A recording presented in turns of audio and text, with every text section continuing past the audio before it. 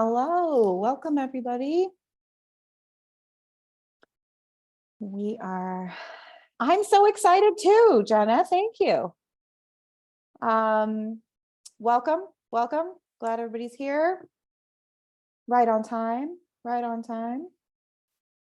am going to just get all my tech. Let's see your face. Hi, Ellie. All right, so I'm going to give everybody just a second to get going here and get logged in, but we are going to rock and roll pretty quickly because I want to be respectful of your time. And we said this would be a 30-minute presentation, so we got to rock. We got to go, you know. Also, if anybody does have a few minutes after, I would be happy to stick around for a few minutes of Q&A if you have questions. So yeah, feel free to do that, and we will get started here in a second. I will also say that Brianne is my co-host with the most today, and she will be in the chat. So if you have questions, you can pop them in the chat, and she will help me find them later. Or actually, I'm not sure we have a function today, but yeah, just put them in the chat and we will get them answered as we go. Okay, also the other thing, I'm doing Canva slides for the first time. So if for any reason you cannot see my slides or they're not advancing, please say so in the chat and we will troubleshoot. But I'm going to advance right now and we'll see what happens. Advance to my welcome slide. Look at that cool transition. I'm so fancy. All right, so if you can see me, and if you can hear me, please introduce yourself in the chat and share what your business is and what you do. We'll do a tiny here in the chat, but it also functions as a way for me to make sure everything's working. You can hear me, the chat is working, et cetera, et cetera. I'm going to close that little window because I don't need it. I'm going to close that so I don't look at myself the whole time. All right. I think we are doing well. So yeah, if you can see and hear me, please share what your business is and what you do in the chat. And I will do self for those of you, because we're bringing several audiences together today, which is fun. My name is Lacy Boggs. I run the Content Direction Agency, and we provide content strategy and done-for-you content marketing for online business owners in a deceptively playful and energetic way that gets really big results for our clients. So that is what we help people do. Ellie, I know Celeste a little bit. Hi, Stacy, Christina. Sorry, Tanya. I know Isaac. He's here with us. So let's get started because I only have 30 minutes, as I said.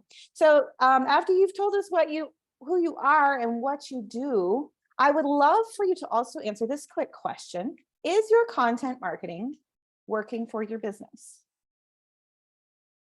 I just want a gut check here. And you can answer yes, no, or IDK, I don't know, in the chat.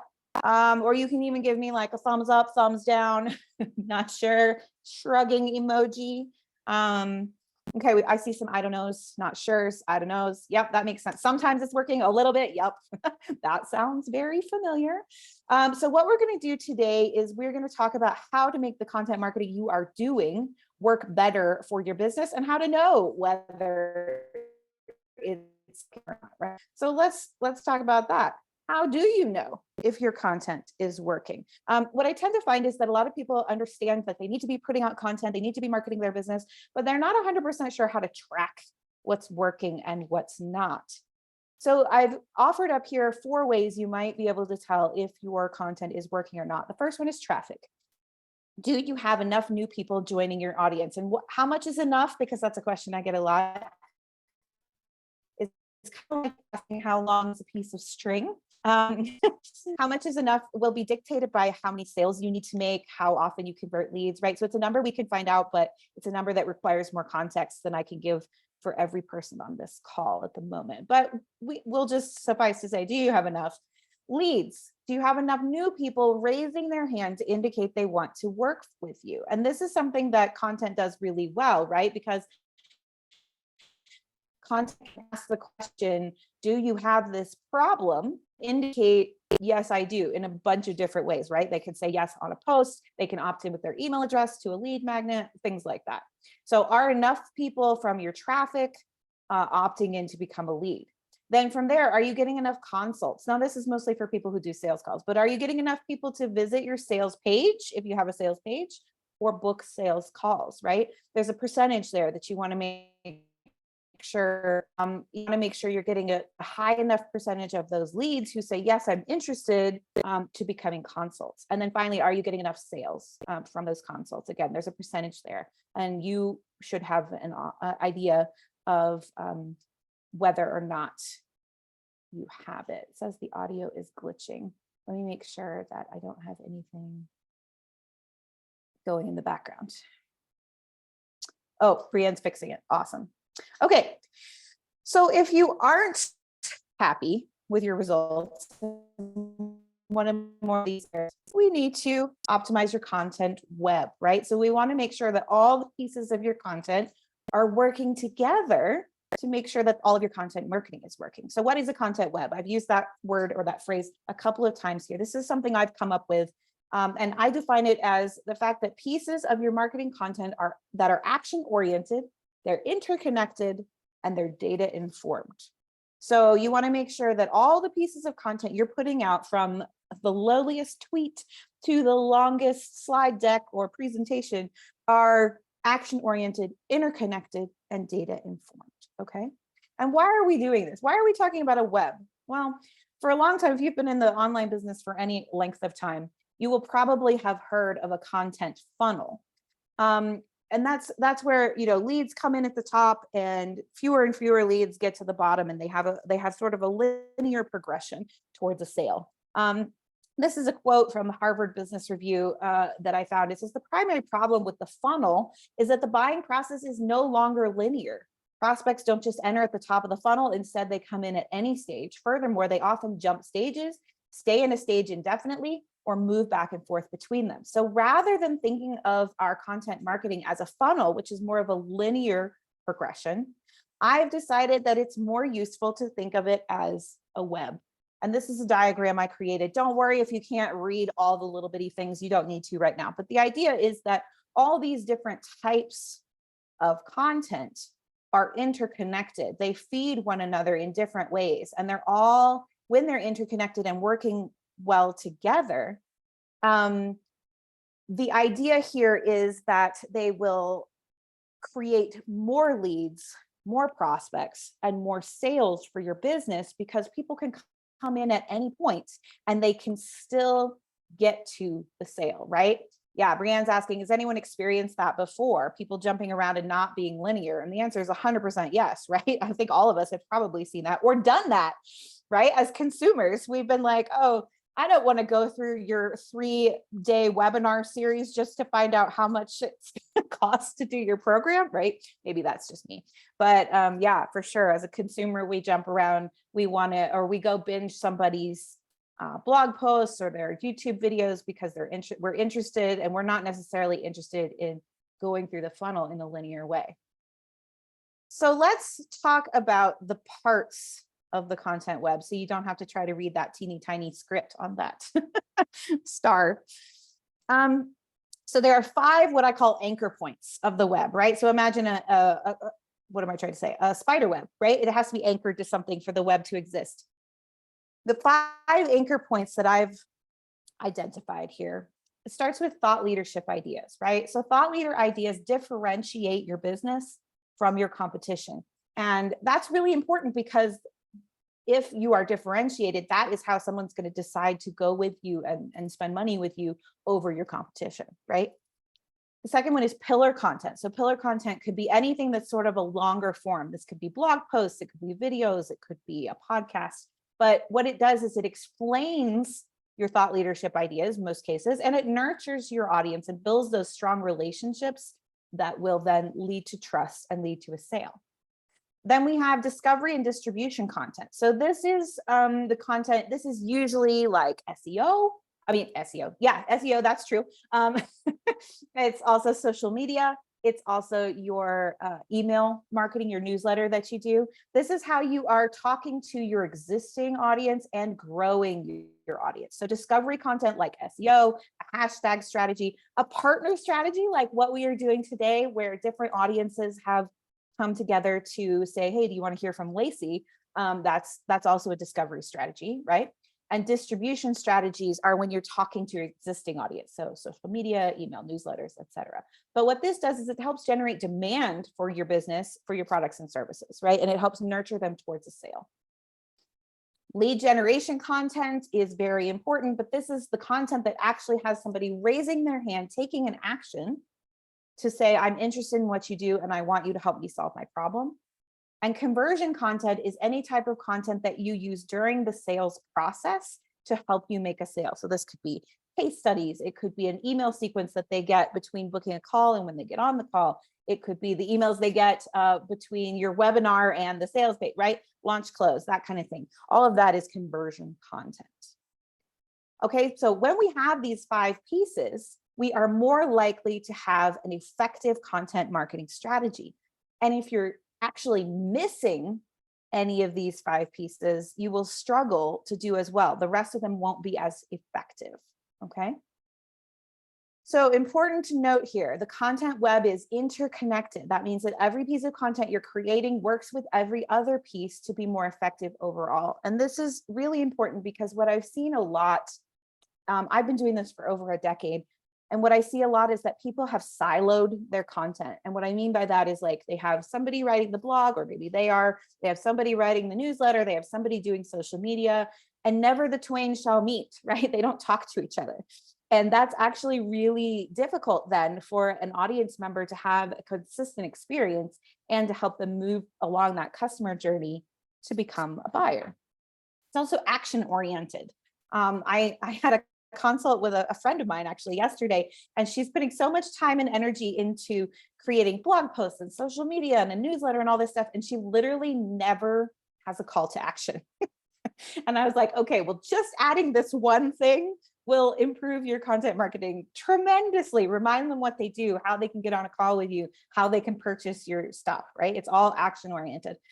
It's also, if it's not a direct like buy my thing action, it's a direction to go to the next piece of content. So you might have, for example, social media posts saying, I made this video, go watch it. Or I wrote this blog post, or don't you want to be on my email list because of this cool email I wrote, right?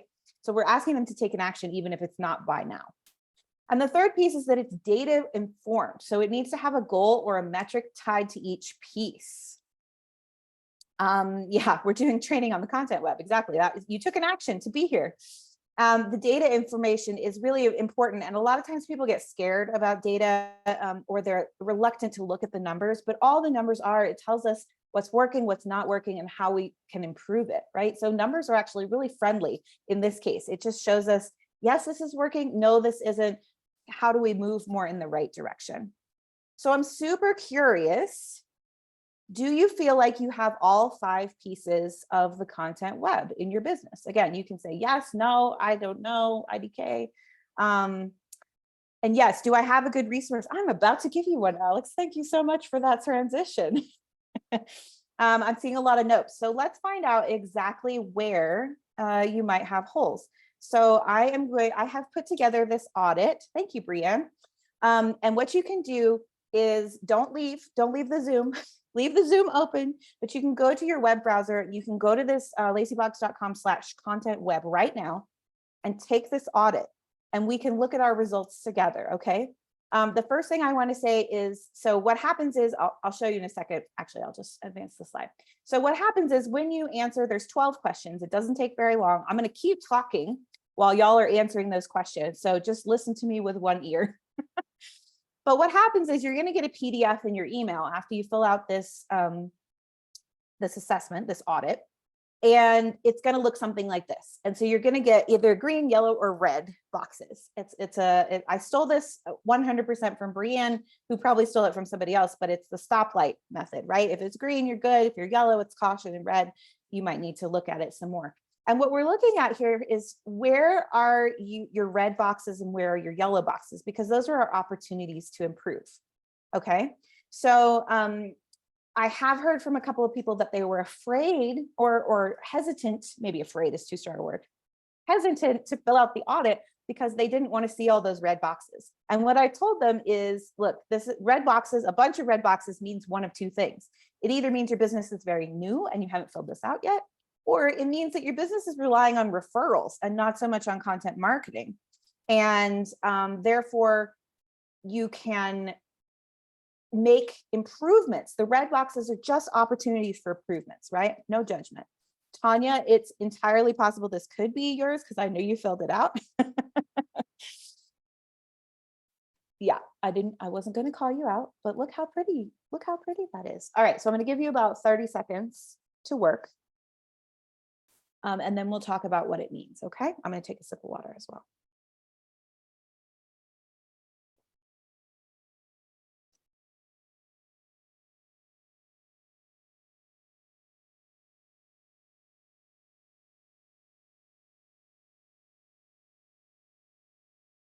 Thanks, Tanya.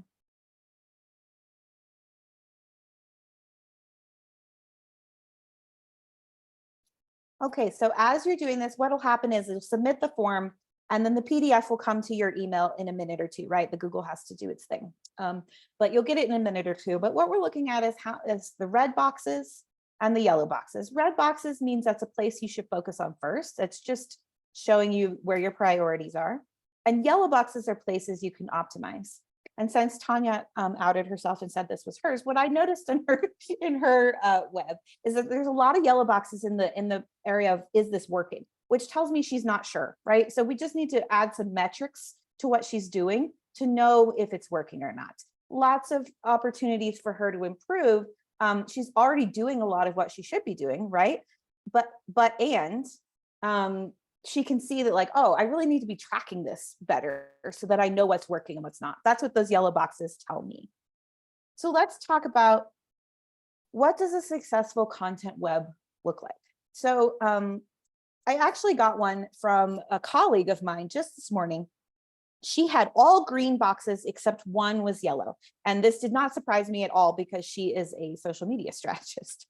So it didn't surprise me at all that she had all these green boxes. But what was interesting to me was the place where she wasn't sure was in her thought leadership. She wasn't sure if her thought leadership was working. So even when she's doing everything quote unquote right, she's got all the pieces in place, there's still things she can tweak and optimize. So a successful content web, to me, basically just says, I have all 5 of the pieces. So I don't have any holes. I don't have any gaping holes. And I am putting it out there so that I can test what's working and what's not working, right? So you have thought leadership that you're integrating into your content, meaning what I define, I know thought leadership can be kind of a weird word or phrase for some people. I define thought leadership simply as the ideas that differentiate you from the rest of your industry. So even if you're like, oh, I'm not a thought leader, I don't really have any thought leadership, I bet you do, because 99% of the time we all have something that we either disagree with in our industry or something that we would like to call, or opinions that aren't as common in our industry. So that's your thought leadership. That's where that is. Thought leadership informs your pillar content, right? So you explain your thought leadership through this longer form content. So that could be like SEO blog posts, could be video content on YouTube, it could be podcast episodes, but it's longer form generally because we need more space to share our ideas. And then your pillar content, a lot of times, is what you're distributing, right?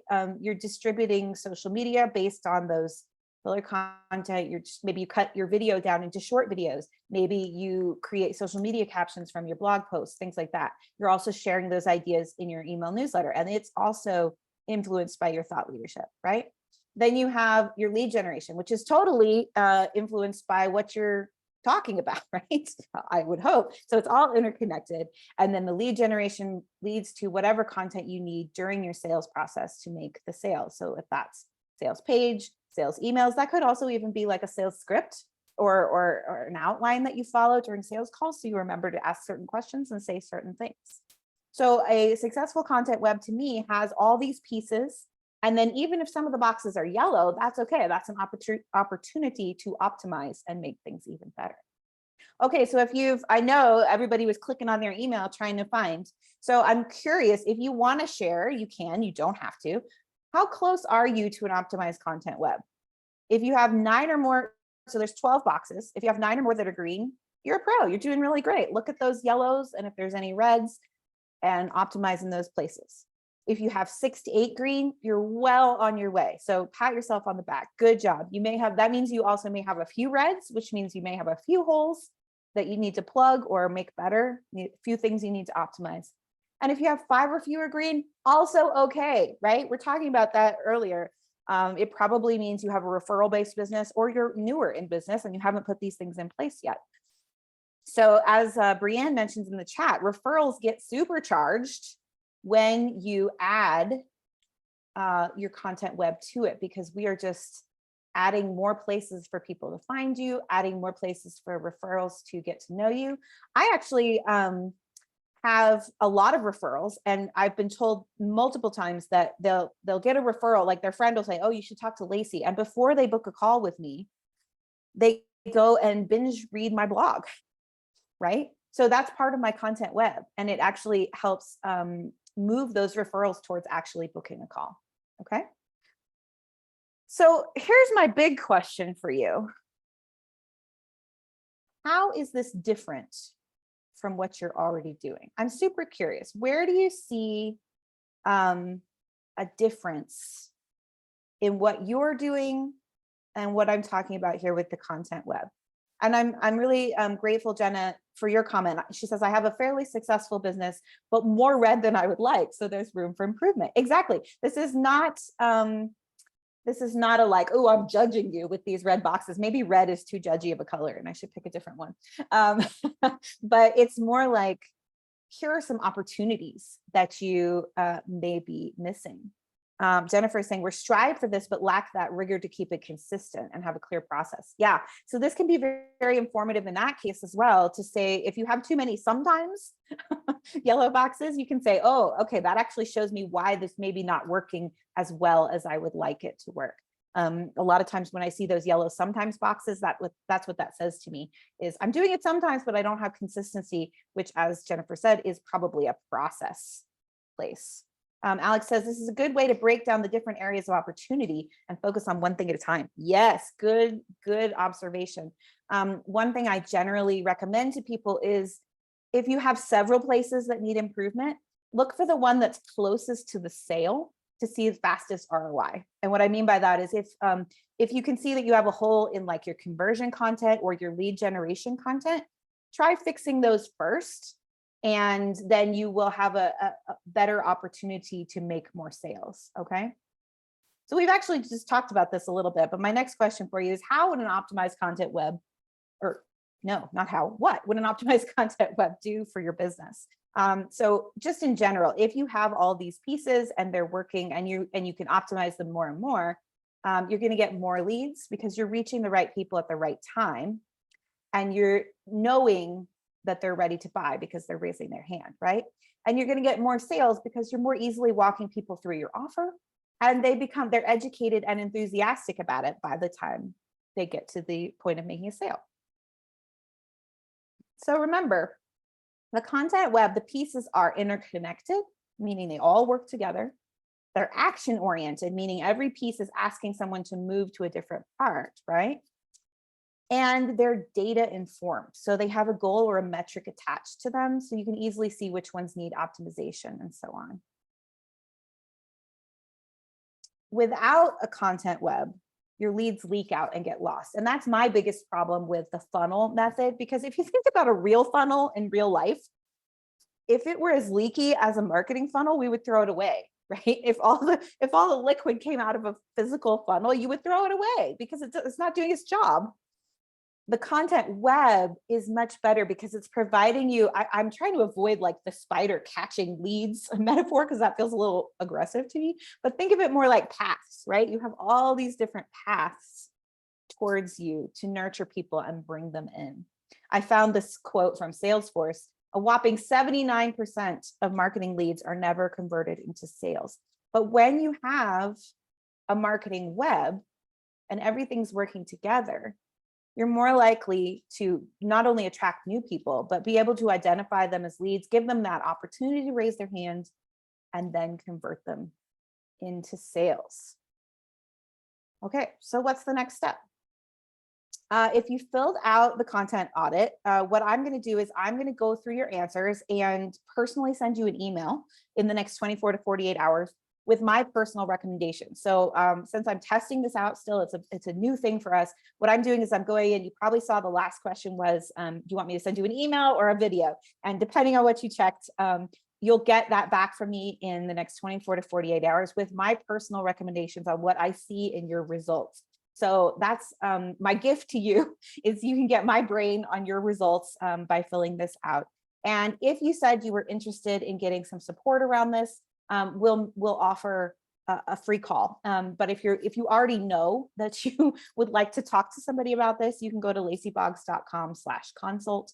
You can book a free, no obligation chat with us, and we can go over your results of the content web, give you some recommendations, and also share where we can support you. Because what my agency does is support not only with the strategy, like figuring out what goes in the content web, but then we can also help you create the pieces so that they work as well as possible.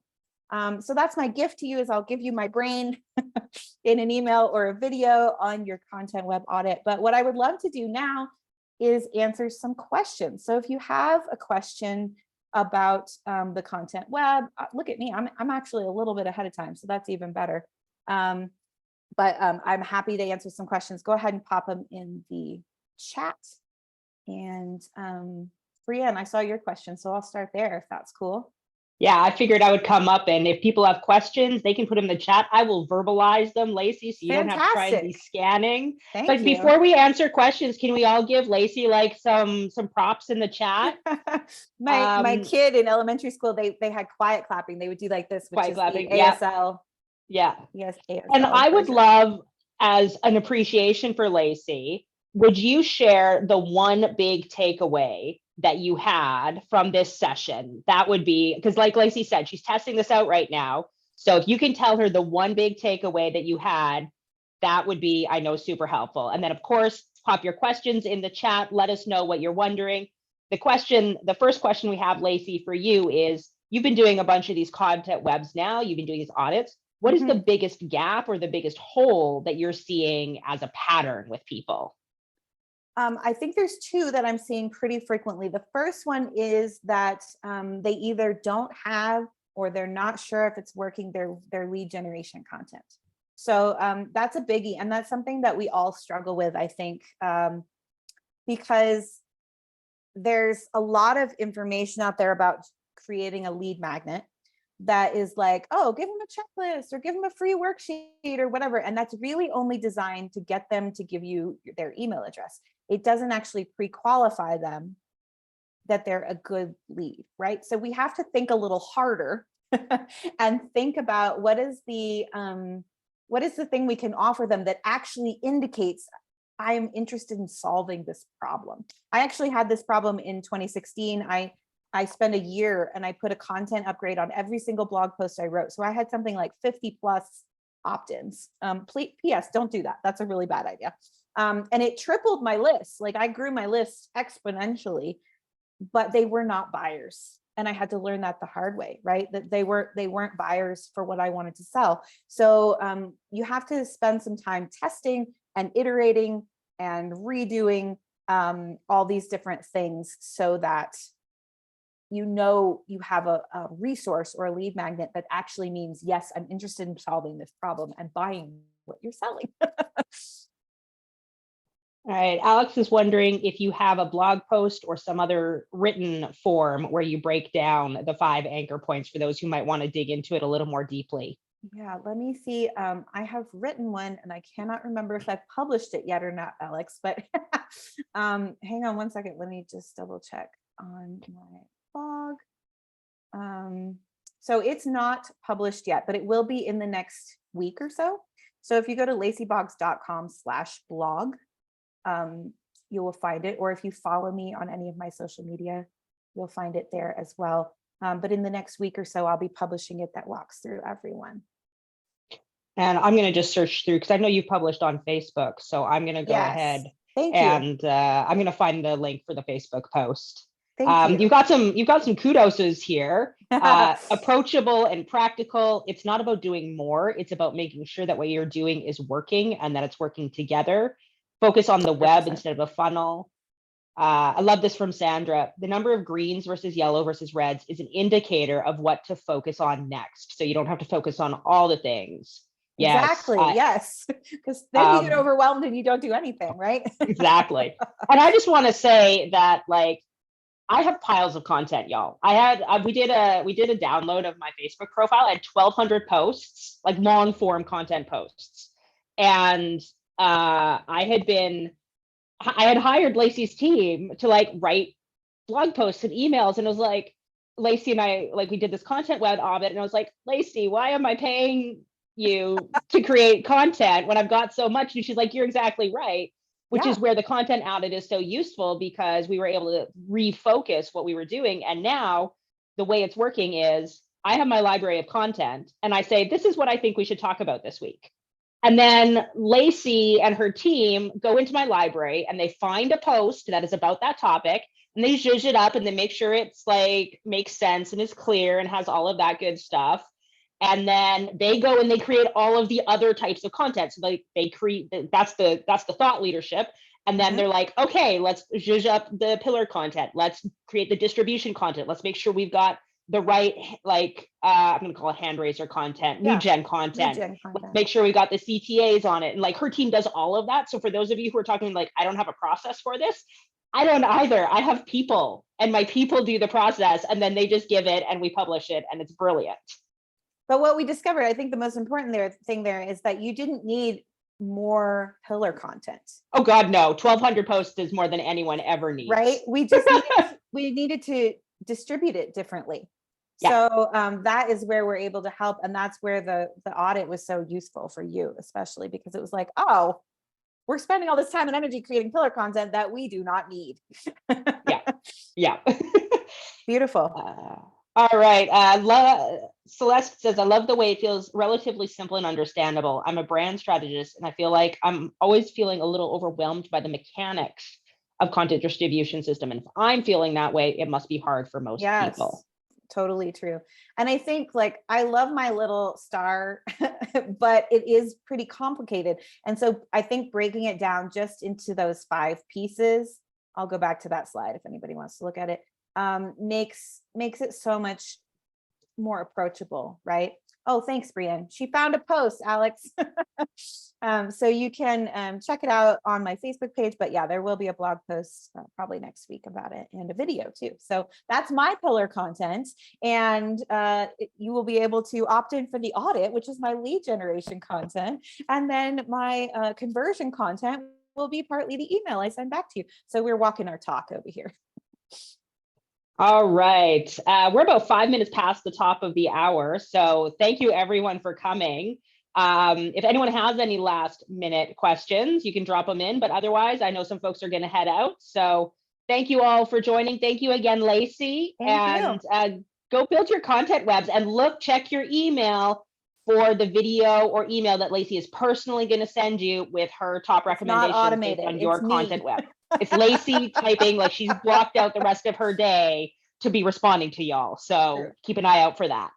All right. Thanks, guys.